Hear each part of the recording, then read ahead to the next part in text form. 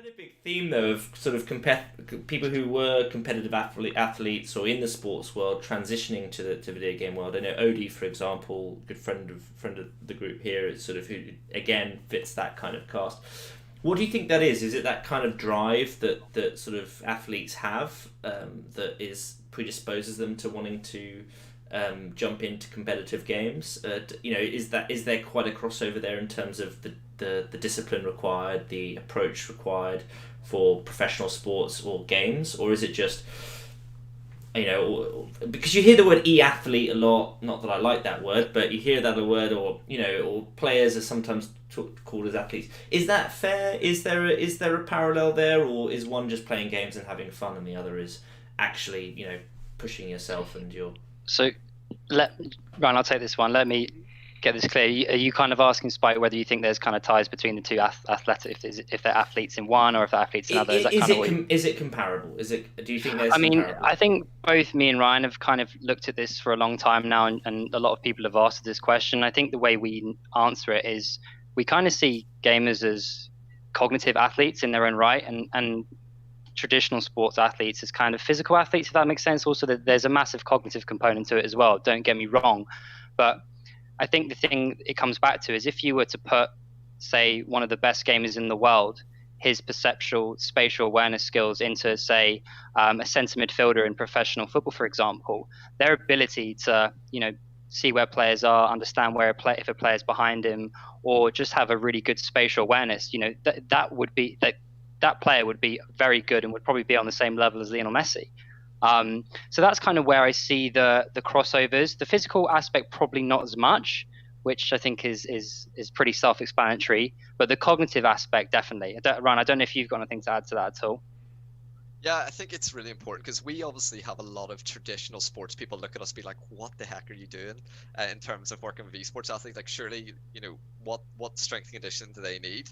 And I think it really comes down to a lack of understanding about truly what it takes to be a professional esports athlete. And when you actually understand what the toll of playing 8 to 12 hours a day in your body and mind, or what the toll is actually in your body and mind, then you really start to understand the support that esports athletes need in order to sustain this and actually have some sort of longevity in their career. And I think recently as well, we've seen a lot of examples in the industry with the likes of Uzi and Glav from Australis where this hasn't been done correctly. And it really highlights that when you take athletes, most of the time, especially young athletes, going from their bedroom and then into a high performance environment when they haven't been given the coping skills and mechanisms and tools and support they need, you're putting someone in a high stress environment who doesn't have the coping skills to match that.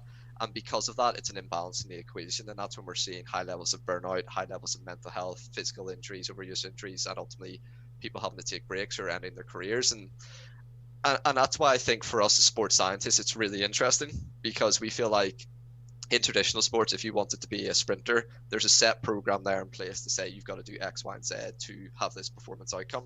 In esports, it's a bit like the Wild West, and that's what really excites Jamie and myself, because we feel like we have an opportunity to create an optimal performance model that leads to optimal in-game performance, but also optimal athletes outside of the game as well. And yeah, that's how I suppose my take on things there.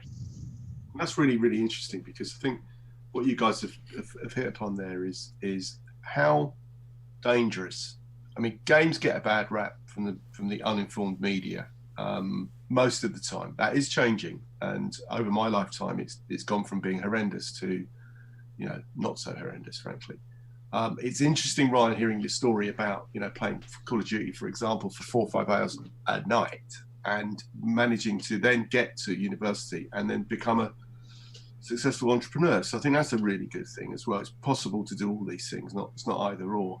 What I think is interesting is that what you just said about the kind of the toll of literally being dropped into a high performance environment without necessarily knowing you're going in there, and how you cope with that when there's not enough time that the industry's been around for there to be the horror stories to be told by people been through the mill, and I think that's really fascinating. I think it's dangerous, and I think that's why guys like yourselves are coming along with solutions that I think are absolutely needed fast, actually.